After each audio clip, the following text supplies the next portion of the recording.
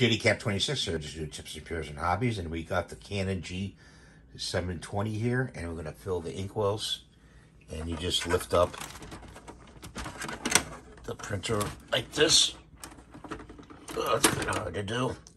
Sorry guys. And then you lift this part up right here. So then you open a bottle.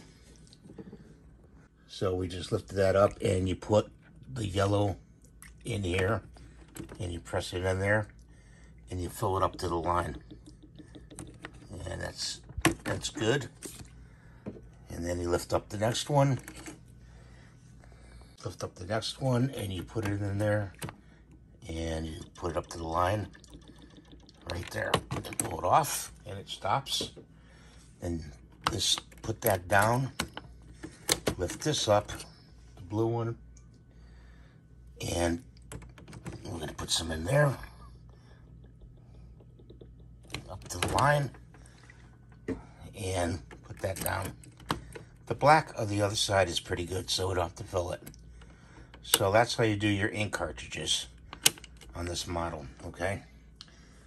And thanks for watching. Any comments, please rate, subscribe, and give me the thumbs up. We'll see you in the next video. Take care now.